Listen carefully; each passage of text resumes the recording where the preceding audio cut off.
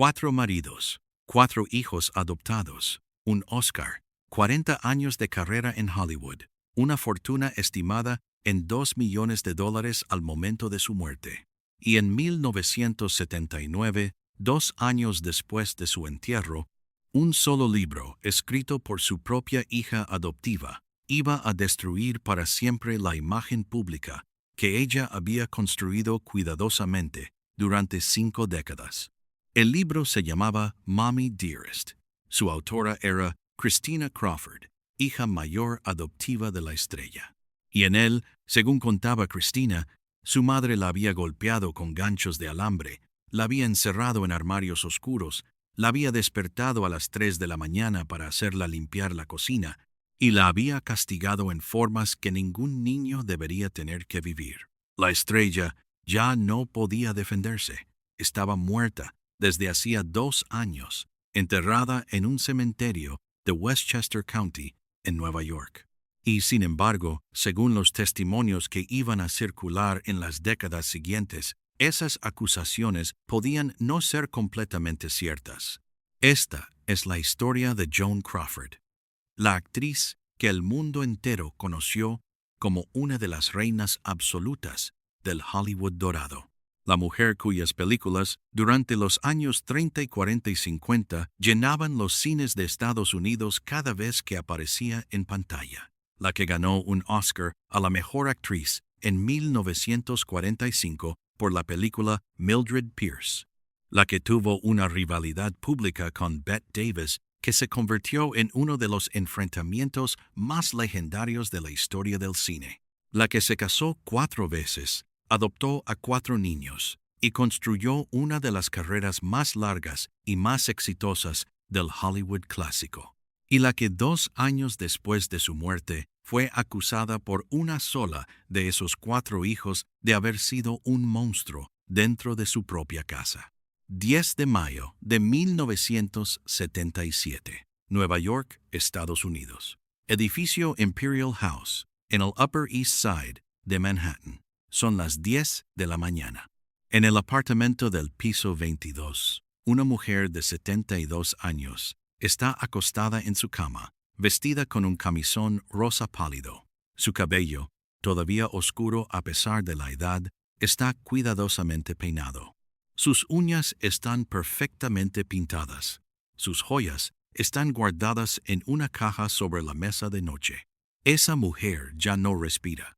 Una mucama llamada Mamacita, que había trabajado para ella durante los últimos 15 años, llamó a la doctora alrededor de las 11 de la mañana.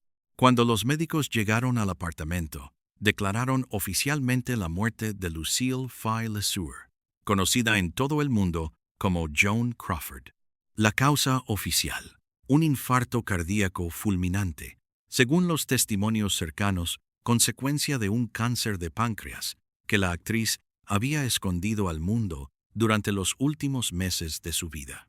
Joan Crawford había muerto sola en su apartamento de Nueva York. No había ningún familiar a su lado en ese momento. Sus 2 hijos mayores, Christina y Christopher, habían sido completamente desheredados en el testamento que ella había firmado 6 meses antes. Sus 2 hijas menores, las gemelas Kathy y Cindy, vivían en Nueva Jersey con sus propias familias, y sus 4 ex-maridos estaban muertos o vivían lejos de Nueva York. Solo Mamacita, la mucama latina que la había acompañado durante los últimos años de su vida, estaba esa mañana en el apartamento. Y, según contaría décadas después, Joan Crawford, en sus últimos momentos antes de morir, le habría dicho una frase que la mucama recordaría hasta el final de su vida. Le habría dicho, en voz baja: «Mamacita, no recen por mí. He vivido la vida que quería vivir. He visto todo lo que quería ver. He sido la mujer que el mundo quería que fuera. Solo quiero descansar ahora». Y, según la mucama, después de esa frase, Joan Crawford cerró los ojos, sonrió y se durmió por última vez. Cuando, 2 años después, su hija mayor adoptiva Christina Crawford publicó Mommy Dearest, el mundo entero descubrió otra Joan, una Joan distinta. Una Joan que, según el libro, había sido cruel con sus hijos durante toda su infancia. Una Joan que había roto las perchas de alambre dentro de los armarios por su obsesión psicótica con la limpieza. Una Joan que había bebido demasiado, gritado demasiado, golpeado demasiado. Pero esta historia, antes de Hollywood, antes de los maridos, antes de los hijos adoptivos, antes incluso de las acusaciones de su propia hija, empieza mucho antes, 73 años antes. En una pequeña ciudad de Texas, en marzo de 1904, donde nació una niña que iba a convertirse, contra todos los pronósticos, en una de las actrices más legendarias del siglo XX. Para entender qué pasó esa madrugada en Nueva York, tenemos que volver a San Antonio, en 1904, donde todo empezó. 23 de marzo de 1904, San Antonio, Texas. En una casa modesta del barrio sur de la ciudad, una mujer de 22 años, llamada Annabelle Johnson, está dando a luz a su tercera hija. Su marido, un trabajador francés llamado Thomas Lesueur, ya había abandonado a la familia 3 meses antes del parto. Y Annabelle, esa noche, dio a luz a una niña completamente sola en la casa, con la ayuda solamente de una vecina anciana. A las 2 de la mañana nació una niña. Le pusieron el nombre de Lucille Fay Lesueur, pero durante toda su infancia, todos en la familia la iban a llamar simplemente Billy. La pequeña Billy nace en una familia rota. Su padre, Thomas Lesueur, había desaparecido completamente antes de su nacimiento. Su madre, Annabelle, sin oficio ni dinero, no podía mantener sola a sus 3 hijos.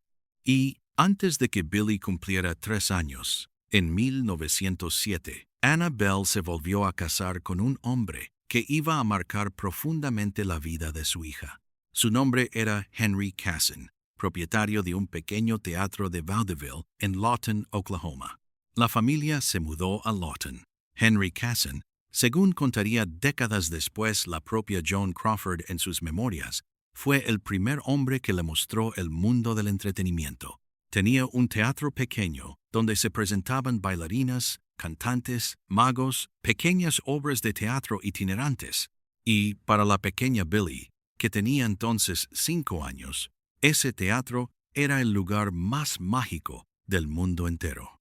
Pero la felicidad de la familia Cassin Lesueur duró muy poco. En 1915, cuando Billy tenía 11 años, su padrastro, Henry Cassin, fue acusado falsamente de un robo de oro en Oklahoma.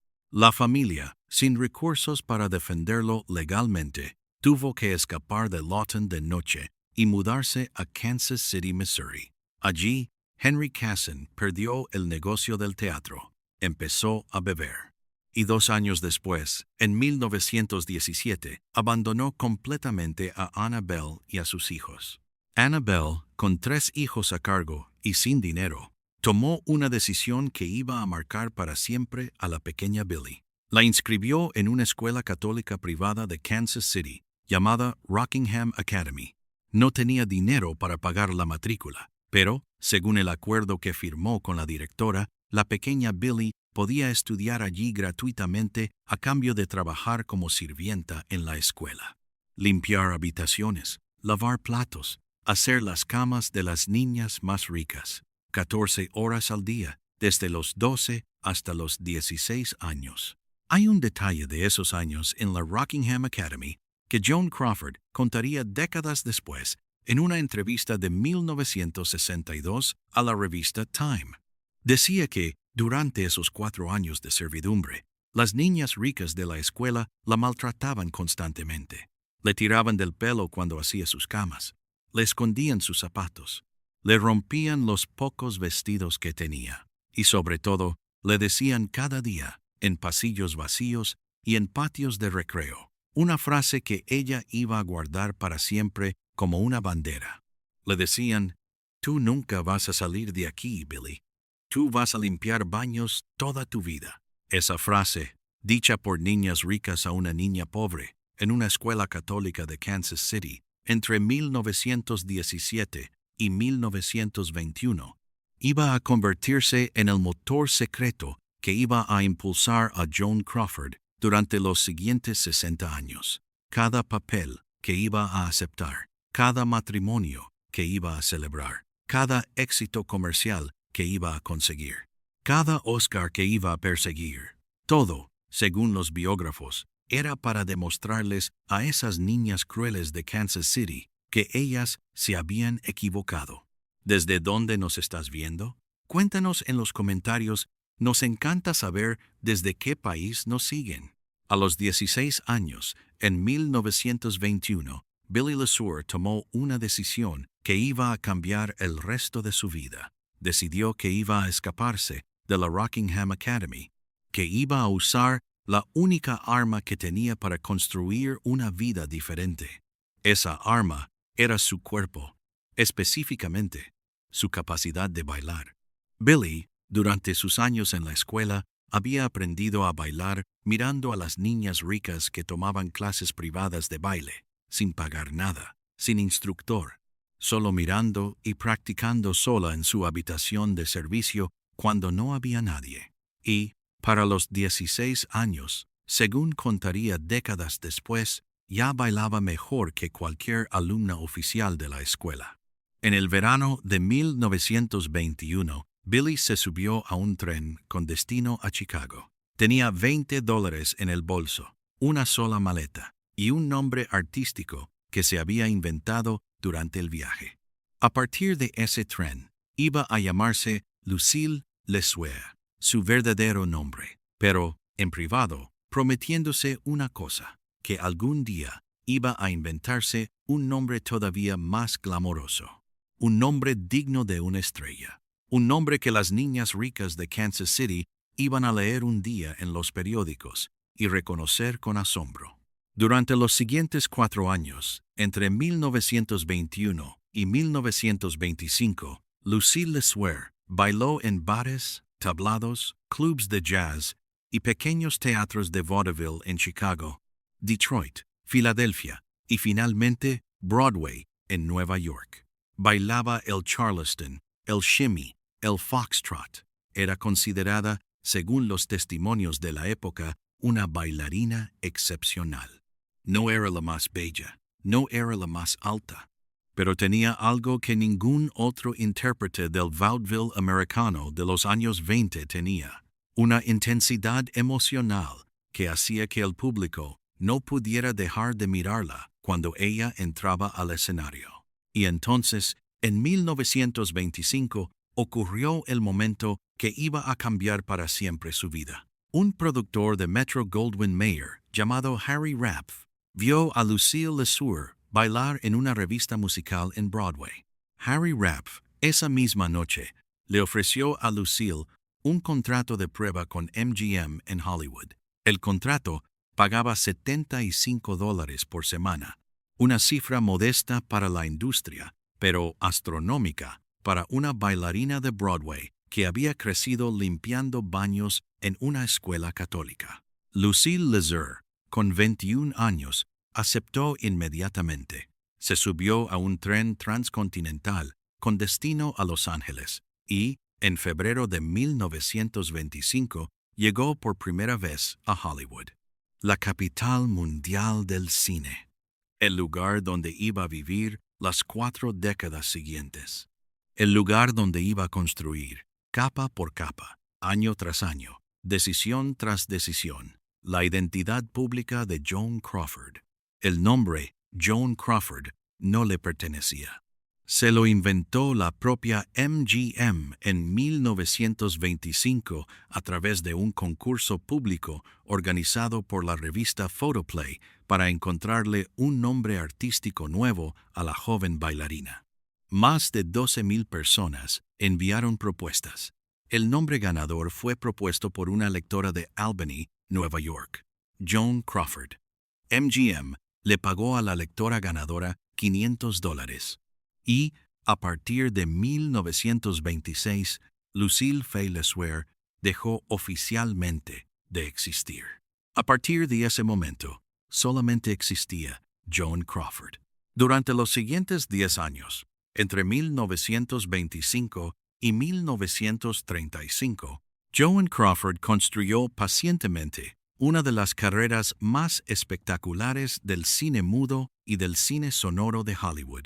Hizo 52 películas durante esos 10 años. Trabajó 16 horas al día. Aprendió a hablar perfectamente con dicción de élite. Aprendió francés. Aprendió a vestirse con la elegancia de las mujeres ricas que la habían humillado en Kansas City. Y, sobre todo, aprendió a construir la imagen pública de una estrella.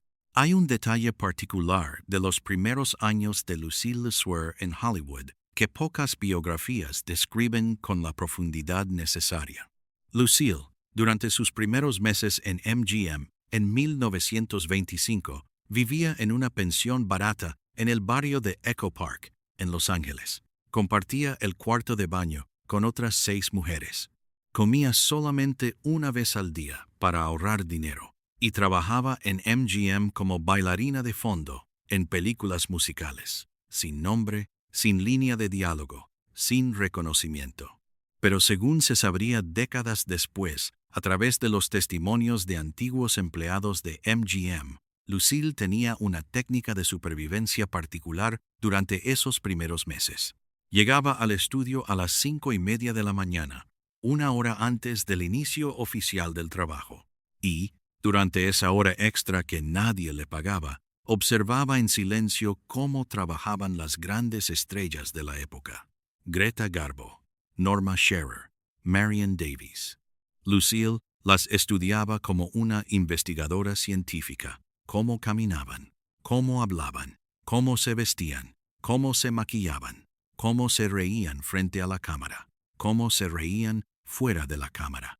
Y durante meses, esa joven bailarina de Texas, sentada silenciosamente en una esquina oscura del estudio, absorbió cada detalle de la construcción artística de una estrella. Cuando finalmente le dieron su primer papel principal en 1928, en Our Dancing Daughters, Lucille no solo era una bailarina con habilidad, era ya, gracias a sus 3 años de observación silenciosa, una mujer que sabía exactamente cómo proyectar la imagen de una estrella. Y la cámara, esa noche del estreno, lo capturó perfectamente. Hay otro detalle que captura el verdadero genio personal de Joan Crawford durante esos años. En 1929, ya con 3 años de carrera en MGM y reconocida como una estrella menor, Joan empezó a contestar personalmente cada carta de fan que recibía. 5,000 cartas por semana, algunas con respuestas largas, escritas a mano, otras con respuestas cortas pero personalizadas. Joan dedicaba 5 horas al día, según los testimonios de su secretaria de la época, a contestar esas cartas. Era una estrategia consciente. Joan sabía que la fama no se construye solo con películas, se construye con relaciones reales, aunque sean a distancia, con las personas que la admiraban. Y, durante las siguientes 4 décadas, hasta su retiro de los años 70, Joan Crawford siguió contestando personalmente miles de cartas de fans cada año, construyendo, una persona a la vez, una de las bases de fans más leales y más duraderas de toda la historia de Hollywood. En 1928, su película Our Dancing Daughters la convirtió oficialmente en una estrella nacional. Joan Crawford, con 24 años, era ya una de las 5 actrices más famosas de MGM. Recibía 5,000 cartas de fans por semana. Su rostro aparecía en las portadas de las revistas más prestigiosas del país. Y, lo que era todavía más importante para ella en lo personal, su salario subió de $75 a $3,000 por semana. En junio de 1929, a los 25 años, Joan Crawford se casó por primera vez.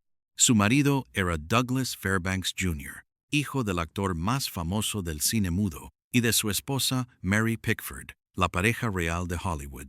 La boda, celebrada en la mansión de los Pickford en Beverly Hills, fue uno de los eventos sociales más importantes del año. Joan Crawford, la huérfana de Kansas City, acababa de casarse con la realeza absoluta de Hollywood.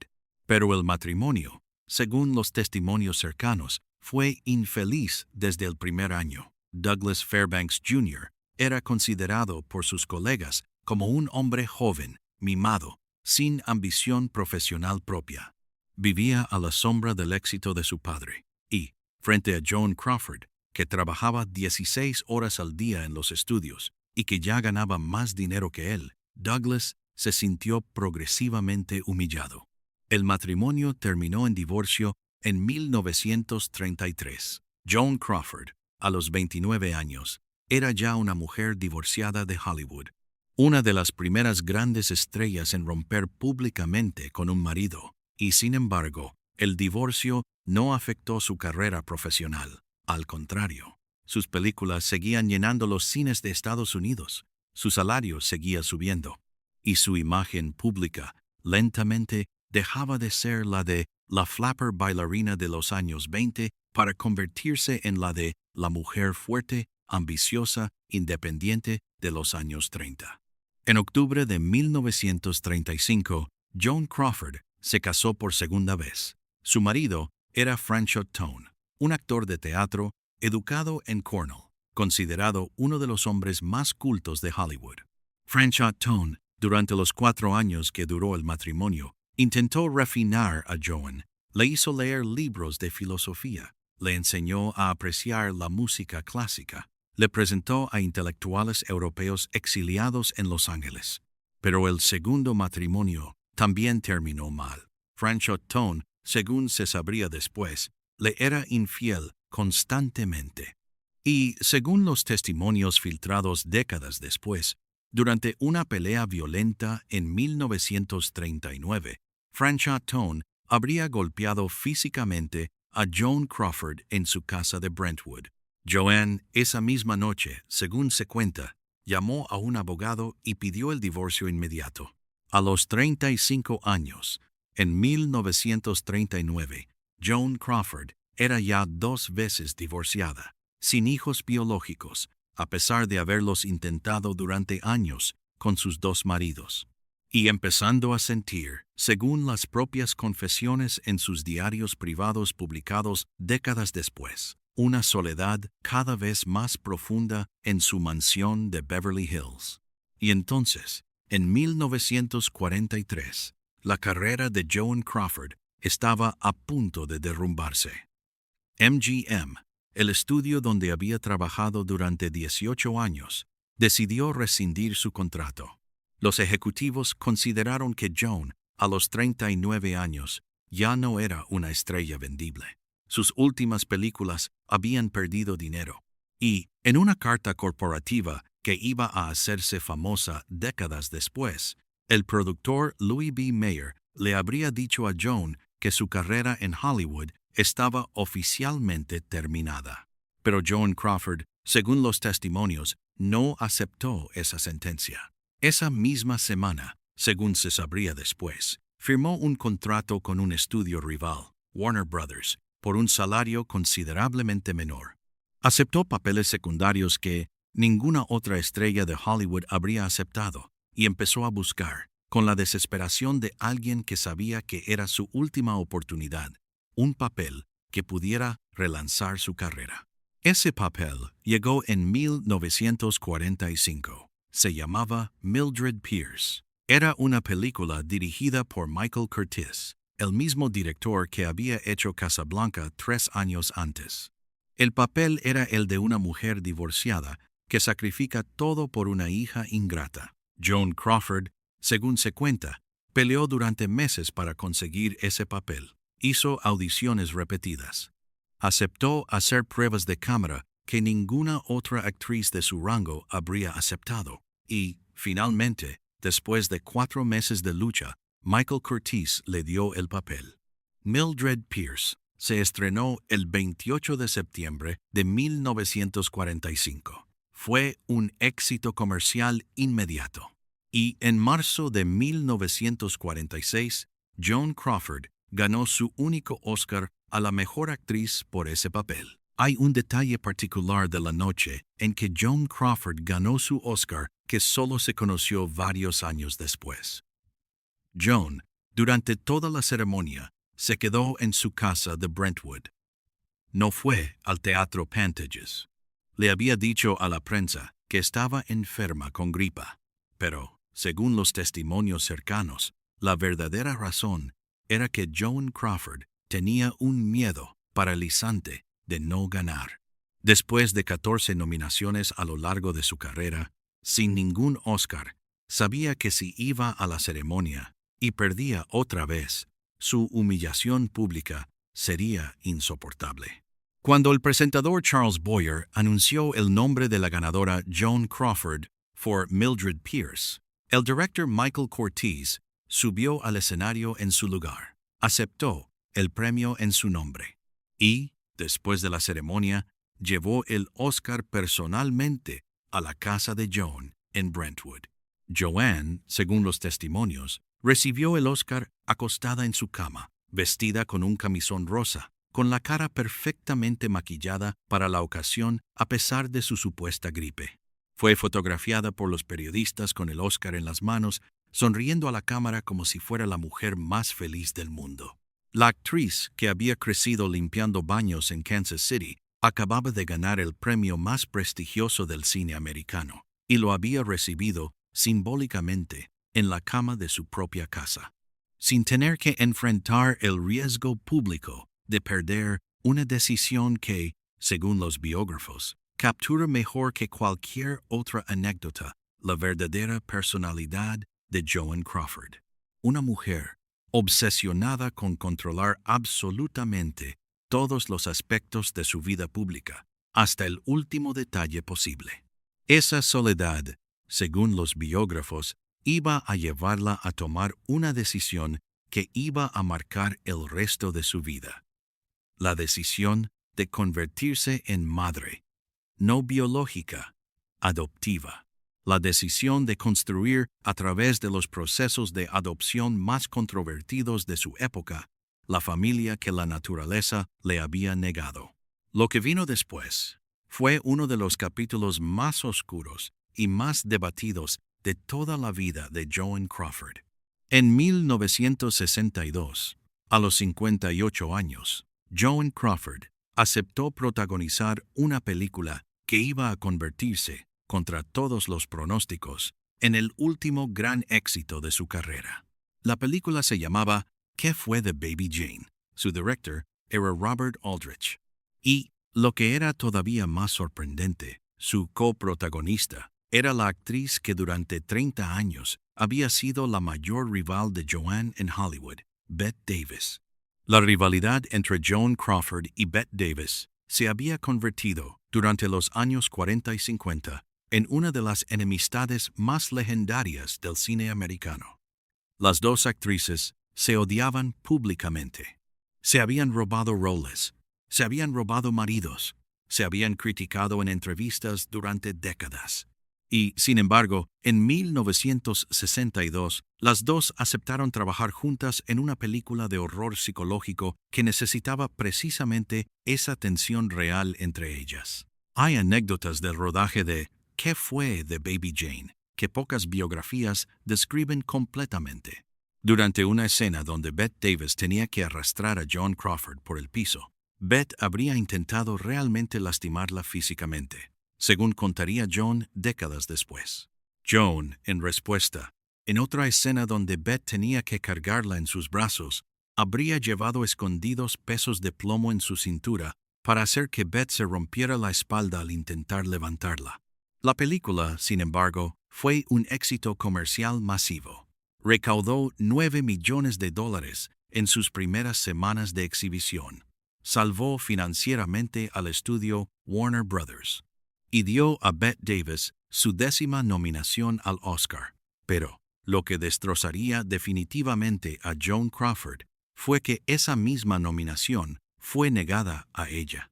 Joan Crawford no fue nominada al Oscar por ¿Qué fue de Baby Jane?, a pesar de su gran actuación. Bette Davis, sí.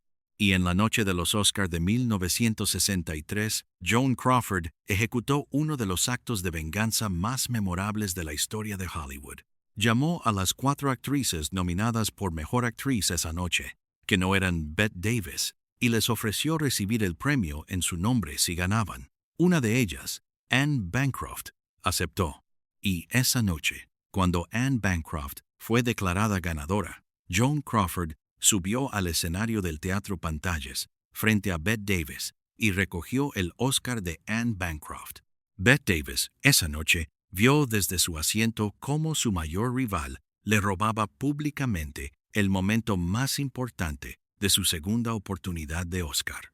Y, según se cuenta, no le perdonó a Joan Crawford ese gesto durante el resto de su vida. Esa venganza pública, ejecutada por Joan Crawford a los 59 años en la ceremonia más vista de Hollywood, captura mejor que cualquier biografía la verdadera personalidad de la estrella. Una mujer que había construido durante 50 años una identidad pública perfecta. Una mujer que conocía exactamente cómo manipular el simbolismo de los momentos importantes. Y una mujer que, en su odio personal contra una sola colega, era capaz de planear durante semanas el momento exacto en que iba a golpearla públicamente. En 1940, Joan Crawford, a los 36 años, adoptó a su primera hija. Le puso el nombre de Christina.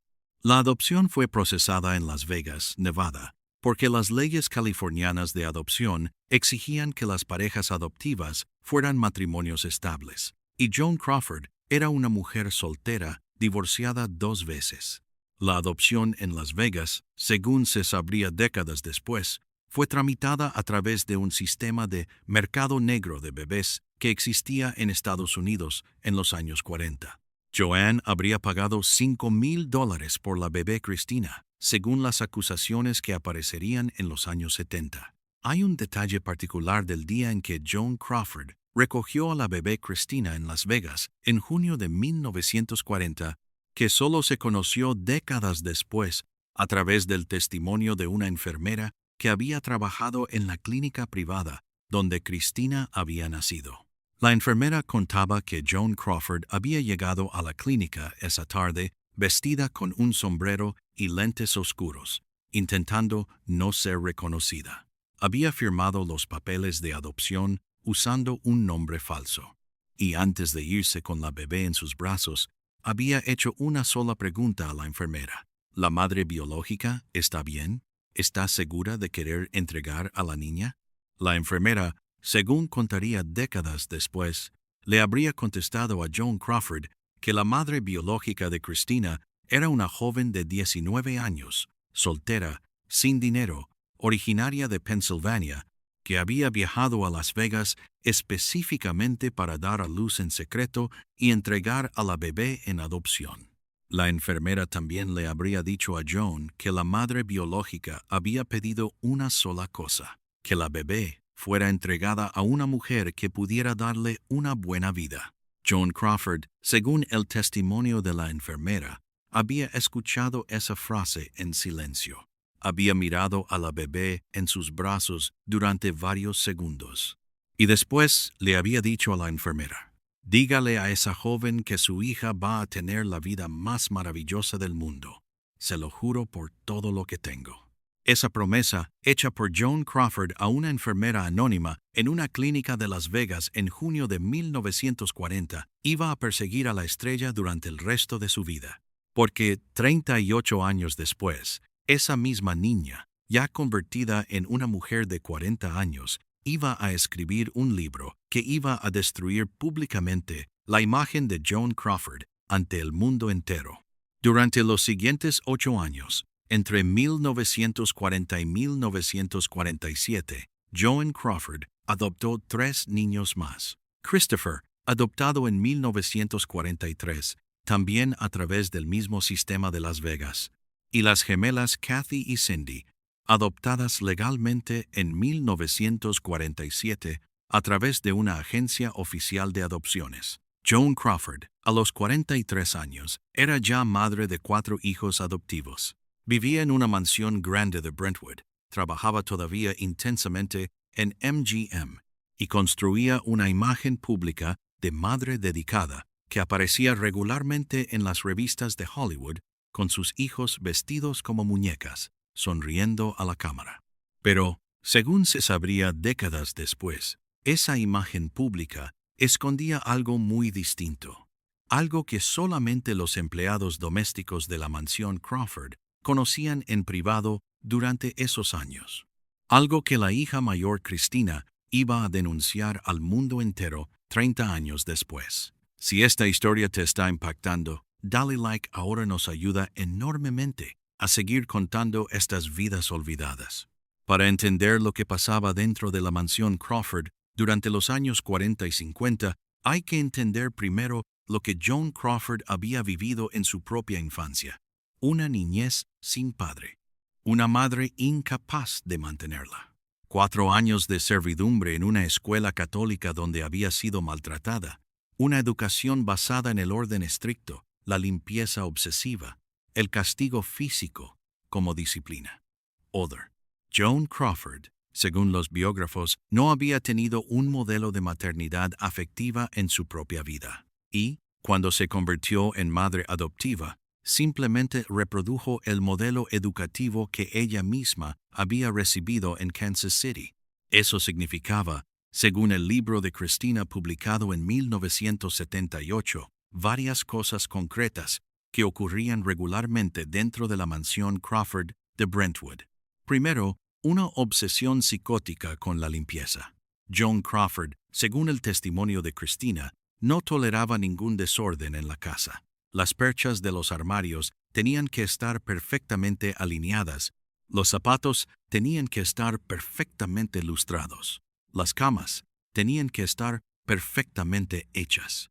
Y si alguno de sus hijos fallaba en cualquiera de estos puntos, Joan podía despertarlos a las 3 de la mañana para hacerlos limpiar la cocina entera. Segundo, según el libro, una crueldad física específica con su hija mayor, Christina.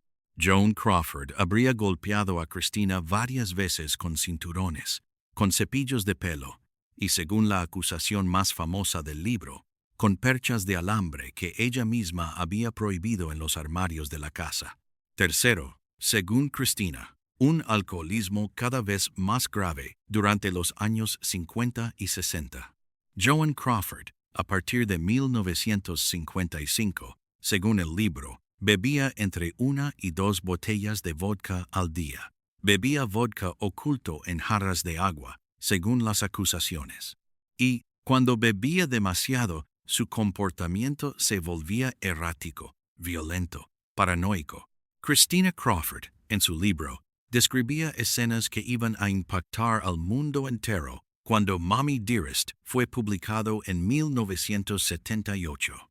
La escena de las perchas de alambre, donde Joan despierta a Christina en mitad de la noche, le grita, «No más perchas de alambre», y la golpea con una de las prohibidas perchas.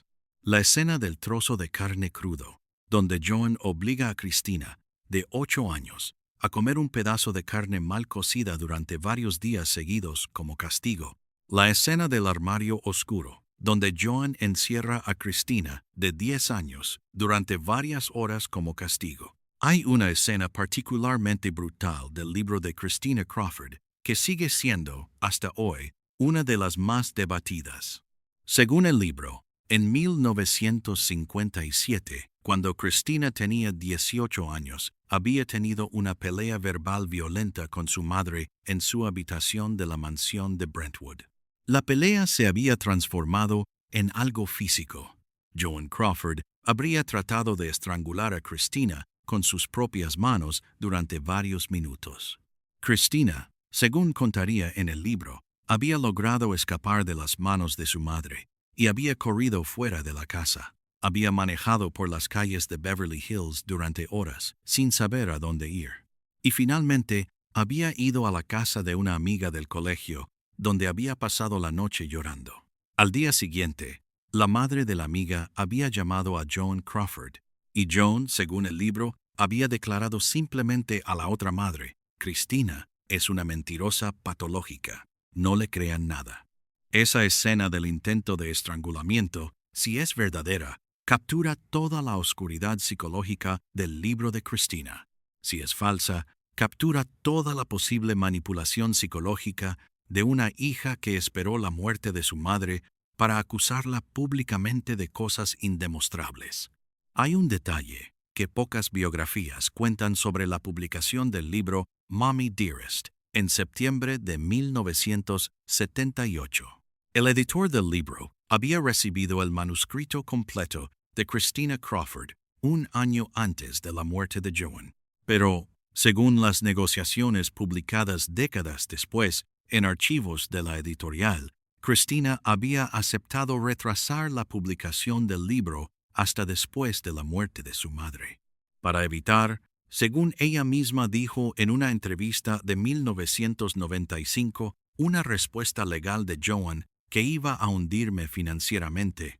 Es decir, Christina Crawford había esperado pacientemente la muerte de su madre adoptiva para publicar las acusaciones más graves de su vida. Hay también otro detalle particular del testamento de Joan Crawford que captura la magnitud de la fractura entre madre e hija. Joan, en su testamento firmado 6 meses antes de su muerte, había escrito una frase específica sobre Christina y Christopher. Es mi voluntad expresa que mi hija Christina y mi hijo Christopher no reciban ninguna parte de mi patrimonio, por razones que ellos conocen muy bien. Esa frase, sin más explicación, sería interpretada por Christina 2 años después como la prueba de que su madre la había odiado durante toda la vida, y sería interpretada por los defensores de Joan como la prueba de que Joan en sus últimos meses de vida sabía perfectamente lo que su hija mayor estaba escribiendo en secreto contra ella. El libro se convirtió en un éxito editorial inmediato. Vendió 4 millones de copias en sus primeros 18 meses. Apareció en las listas de los más vendidos del New York Times durante 42 semanas seguidas. Y, en 1981, una versión cinematográfica protagonizada por Faye Dunaway en el papel de Joan Crawford se estrenó en los cines de Estados Unidos. La película, todavía hoy, sigue siendo una de las imágenes más populares que el mundo tiene de Joan Crawford, la imagen de una madre monstruo. Pero, también desde el principio, hubo voces poderosas que cuestionaron las acusaciones de Christina Crawford. Las hijas menores de Joan, las gemelas Kathy y Cindy, negaron rotundamente cualquier abuso. Ambas dijeron en entrevistas que Joan había sido una madre estricta pero amorosa. Otros colegas de Joan también dieron testimonios contradictorios. Katharine Hepburn, una de las amigas íntimas de Joan, dijo en una entrevista de 1981, «Conozco a Joan Crawford desde hace 40 años. Las acusaciones del libro de Christina no corresponden a la mujer que yo conocí. Myrna Loy hizo declaraciones similares. Douglas Fairbanks Jr., el primer marido de Joan, también desmintió varias de las acusaciones. Hay un detalle particular de la respuesta pública de Kathy Crawford Lalonde, una de las gemelas, que pocas biografías cuentan con la profundidad necesaria. En 1998, 20 años después de la publicación original de Mommy Dearest, durante el aniversario que su hermana Christina estaba aprovechando para una nueva gira promocional, Kathy presentó una demanda formal contra Christina por difamación. La demanda incluía un detalle particularmente doloroso. Kathy acusaba a su hermana Christina de haber afirmado públicamente durante esa gira que las gemelas Kathy y Cindy no eran realmente hermanas biológicas y que su adopción nunca había sido legal. Kathy presentó en los tribunales las copias originales de los certificados de nacimiento de las gemelas, demostrando que eran efectivamente hermanas gemelas biológicas, y presentó también la documentación completa de su adopción legal, demostrando que toda la operación había sido conducida según las leyes californianas vigentes en 1947. La demanda se resolvió fuera de los tribunales con un pago simbólico de $5,000 más los costos legales.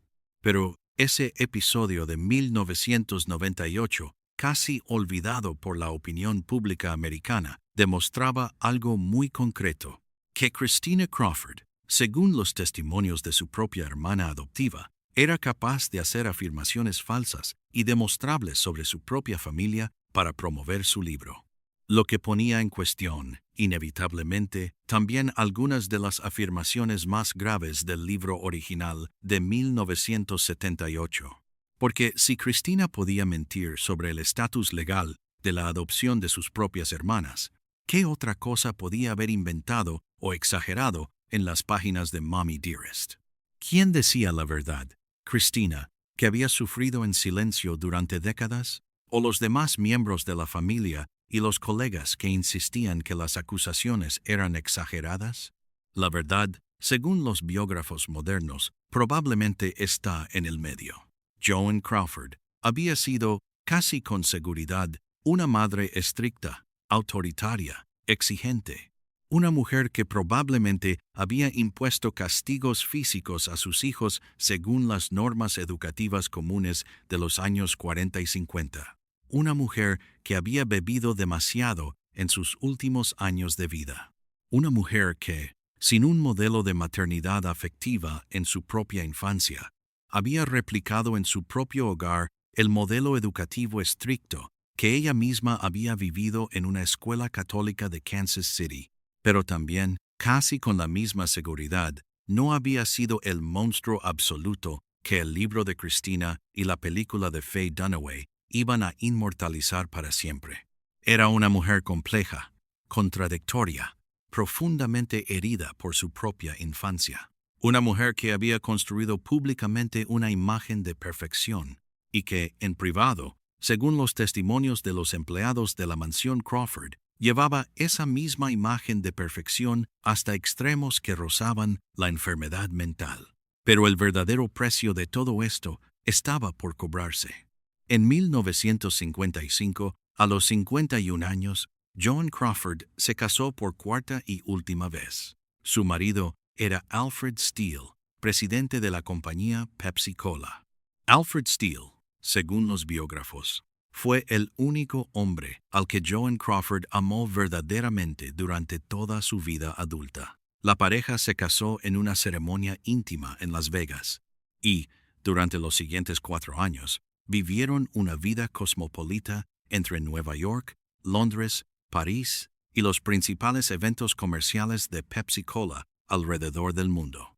Pero esa felicidad también terminó brutalmente. El 19 de abril de 1959, Alfred Steele murió de un infarto cardíaco fulminante en su apartamento de Nueva York. Tenía 60 años y dejó a Joan Crawford, a los 55 años, viuda por primera vez en su vida, sola, y descubriría en las semanas siguientes, en una situación financiera mucho peor de lo que ella había imaginado. Hay una escena de los últimos momentos de Alfred Steele que solo se conoció a través del testimonio del portero del edificio Imperial House, donde la pareja vivía en Nueva York. El portero contaba que Alfred Steele había llegado al edificio esa noche del 18 de abril alrededor de las 11 de la noche, después de una cena de negocios en el restaurante Le Pavillon de Manhattan. Llevaba un sobre cerrado en las manos. Y antes de subir al elevador, le habría dicho al portero una frase extraña. Si me pasa algo esta noche, asegúrese de que mi esposa reciba este sobre directamente, sin abrirlo. A la mañana siguiente, Joan Crawford encontró a su marido muerto en el sofá del salón. Llamó a una ambulancia, pero los médicos solo pudieron certificar la muerte.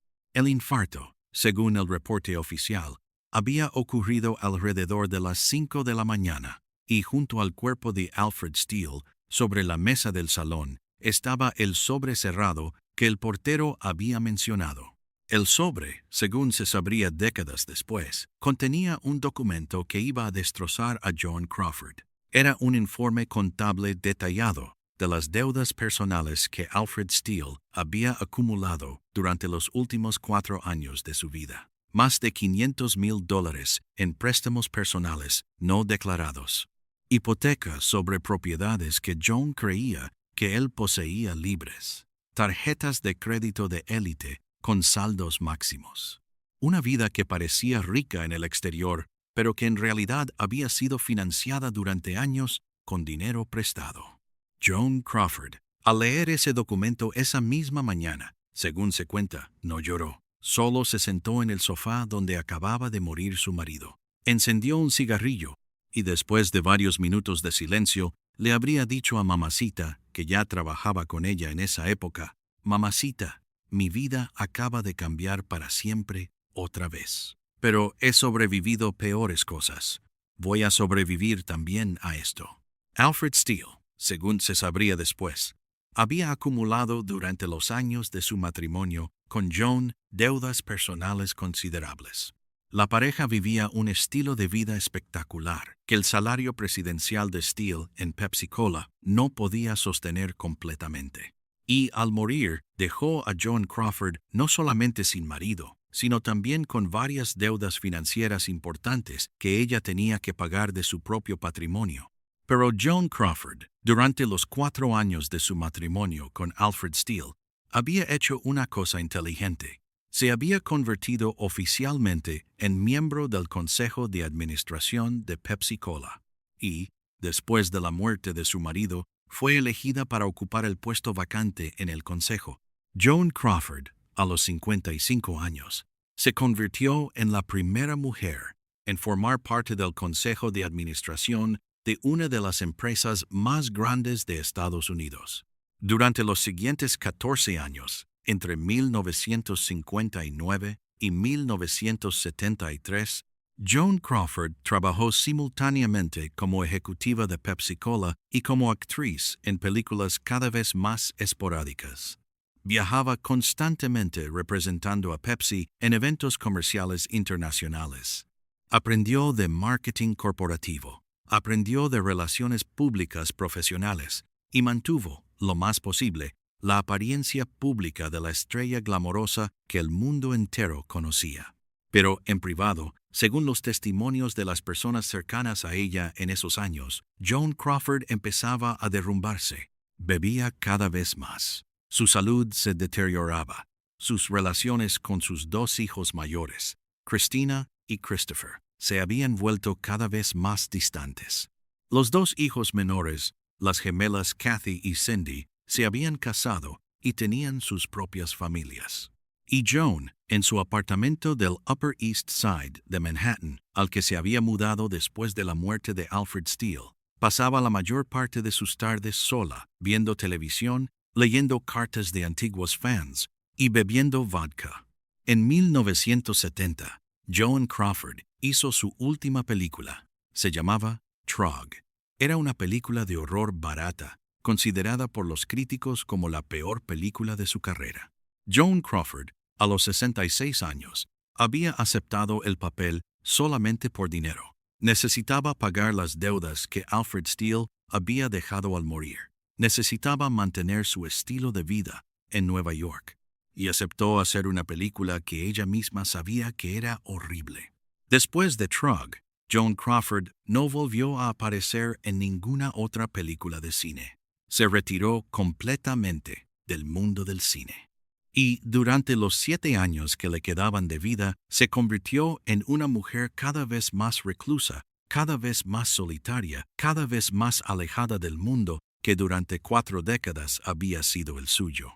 Hay un detalle de los últimos años de Joan Crawford que pocas biografías describen completamente. En 1974, a los 70 años, Joan Crawford dejó completamente de aparecer en público. Según los testimonios de los porteros de su edificio en Nueva York, ella casi nunca salía de su apartamento. Recibía las compras a domicilio, recibía las cartas de los fans a través de un sistema de correo postal, y durante años se negó a permitir que cualquier fotógrafo de prensa le tomara una sola fotografía nueva. Quería, según ella misma, le habría dicho a su amiga Myrna Loy en una conversación telefónica de 1975, que el mundo siguiera recordando a Joan Crawford como ella había sido en sus mejores años, no como la mujer enferma y vieja que estaba en el espejo de su apartamento. Esa decisión de desaparecer completamente del mundo público para preservar su imagen captura mejor que cualquier biografía lo que Joan Crawford había sido durante 4 décadas. Una mujer obsesionada con su imagen. Una mujer que había construido, capa por capa, una identidad pública que ella misma había creado. Y una mujer que, al final, prefería desaparecer en silencio que dejar que el mundo viera el deterioro inevitable de su propia humanidad. Hay un detalle final de la muerte de Joan Crawford que solo se conoció varios años después, a través del testimonio de Mamacita, la mucama latina que había trabajado para ella durante los últimos 15 años de su vida. Mamacita contaba que, durante la última semana de vida de Joan, la actriz había dedicado horas cada día a una sola actividad. Sentada en su sillón favorito junto a la ventana del apartamento del piso 22, miraba un álbum de fotografías que tenía guardado durante décadas en el cajón inferior de su escritorio. Las fotografías eran de su madre Annabelle, de su padrastro Henry Casson, de sus hermanos Hal y Daisy, de la pequeña casa modesta de San Antonio, Texas, donde había nacido en 1904. De la Rockingham Academy de Kansas City, donde había limpiado baños durante 4 años, y de Lawton, Oklahoma, donde su padrastro había tenido un pequeño teatro de vaudeville cuando ella tenía 5 años. Joan Crawford, en la última semana de su vida, según el testimonio de Mamacita, no miraba las fotografías de sus Oscar, de sus premios, de sus películas. No miraba las fotografías de sus 4 maridos, ni de sus 4 hijos adoptivos, ni de sus famosas fiestas en Beverly Hills. Solo miraba las fotografías de Billie LeSueur, la niña pobre de Texas que había sido antes de convertirse en Joan Crawford.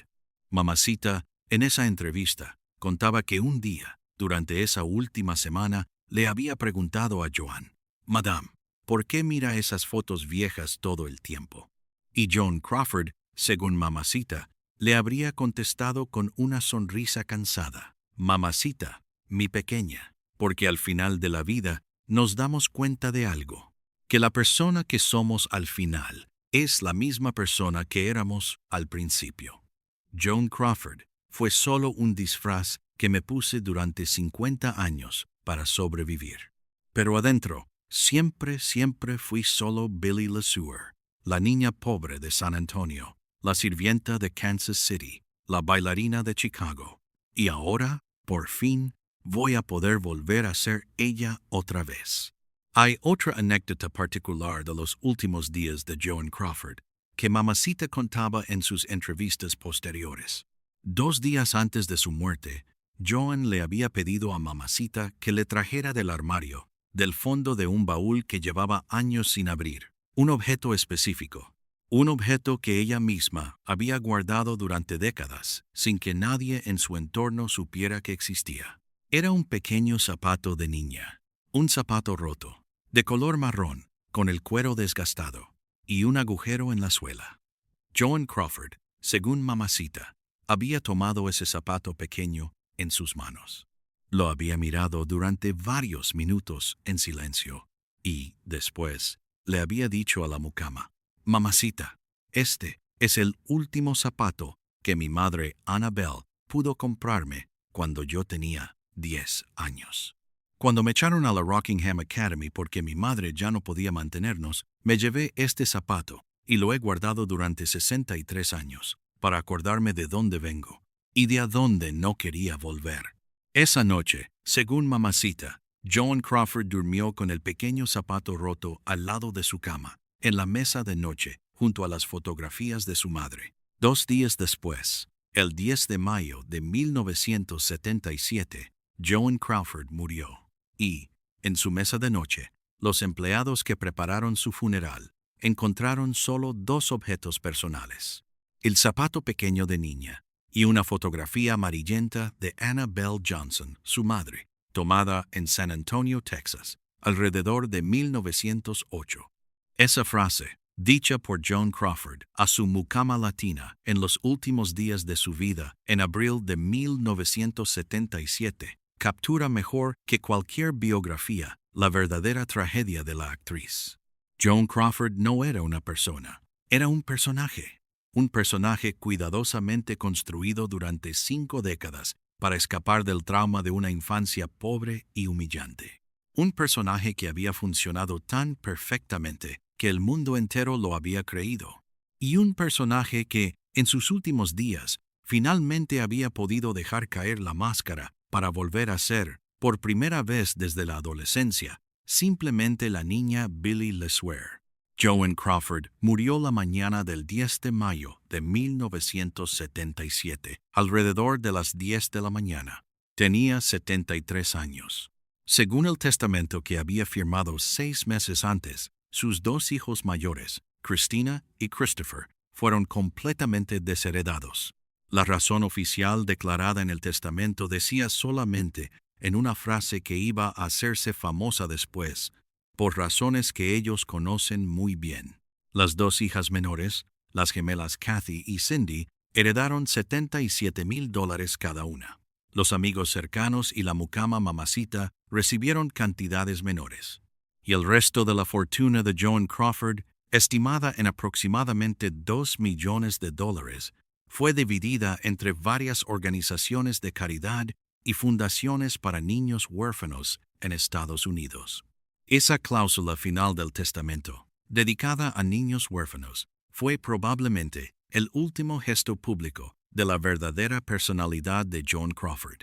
Porque Joan Crawford, durante toda su vida adulta, según los testimonios cercanos, había guardado en su corazón una sola obsesión secreta: que ningún niño pobre, en ninguna parte del mundo, tuviera que vivir lo que ella había vivido en la Rockingham Academy de Kansas City entre 1917 y 1921. Si tú, escuchando esta historia, ¿alguna vez has tenido que construir una identidad pública diferente de quien realmente eres para sobrevivir en un mundo que no te aceptaba? ¿Sabes algo que Joan Crawford aprendió a los 16 años cuando se subió a un tren en Kansas City con $20 en el bolsillo? Sabes que esa identidad construida, aunque sea espectacular, aunque sea exitosa, aunque te haga famoso en todo el mundo, nunca llega a ser completamente tu identidad real. Siempre, en algún rincón de tu corazón, sigue existiendo la persona original que eras antes de empezar a construir el personaje. Joan Crawford durante 52 años fue ese personaje. Fue la estrella, la madre, la esposa, la ejecutiva, la imagen pública. Pero adentro, siempre, según las propias palabras transmitidas por mamacita, siguió siendo Billie LeSueur, la niña pobre de San Antonio, Texas, la huérfana de Kansas City, la bailarina de Chicago, la mujer que había construido la mayor identidad ficticia del Hollywood clásico, no porque quisiera ser falsa, sino porque era la única manera que conocía de sobrevivir. La historia de Joan Crawford no es solo la historia de una persona, es la historia de todas las personas que tuvieron todo y lo perdieron sin entender por qué. Una historia que sigue importándonos 50 años después, porque, en el fondo, no es tan diferente de la nuestra. Todos construimos máscaras. Todos las pulimos durante años. Y todos, al final, llegamos al momento donde queremos volver a ser, simplemente, quien éramos antes de empezar a construir. En nuestra próxima historia, te voy a contar la vida de otra mujer que pagó un precio terrible por la imagen pública que construyó. Una mujer que se convirtió en la actriz más adorada de su generación. Una mujer cuyo final, en una mansión de las afueras de Hollywood, todavía hace dudar a los biógrafos sobre lo que realmente pasó esa noche. Suscríbete y activa la campanita para no perderte la próxima historia. Y cuéntanos en los comentarios, ¿conocías toda esta historia? ¿Qué es lo que más te ha sorprendido?